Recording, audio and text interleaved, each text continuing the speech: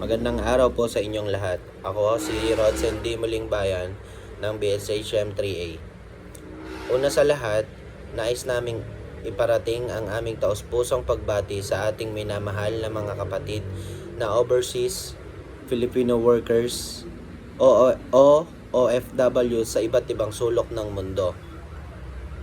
Ang video greeting na ito ay alay ko para sa inyo, isang simpleng regalo na naglalaman ng aking pasasalamat, pagmamahal at pagbubunyi sa inyong kabayanihan.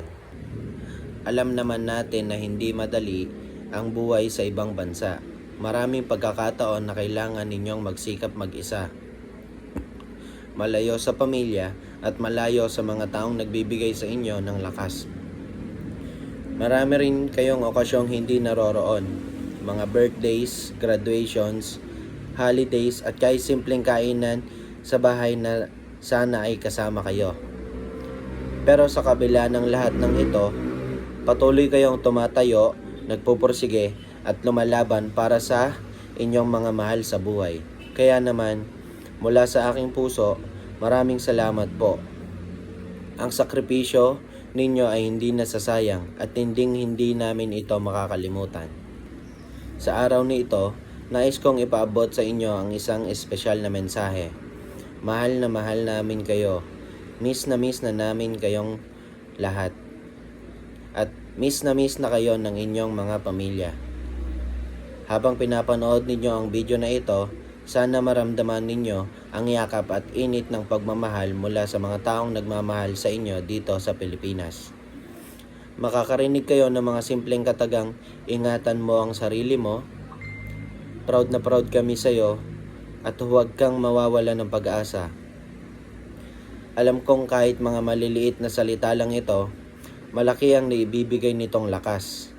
Lalo na sa inyo na araw-araw nakikipagsapalaran sa ibang bayan.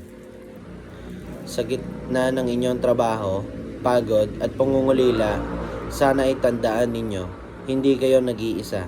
May pamilya kayo naghihintay sa inyo, may mga kaibigang nagdarasal para sa inyo, at may sambayanang Pilipinong tumitingala sa inyo bilang tunay na inspirasyon. Ang bawat remittance, bawat overtime, at bawat sakripisyong ginagawa ninyo ay nagbibigay ng pag-asa sa mga tahanan dito sa Pilipinas. Kayo ang dahilan kung bakit maraming pangarap ang natutupad.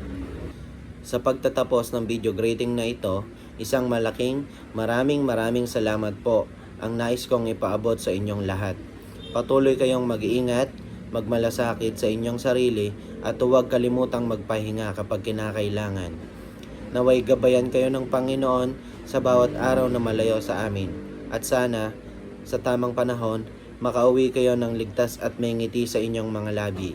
Mabuhay ang ating mga OFW. Mahal na mahal namin kayo at hindi namin ito mapapagod sabihin.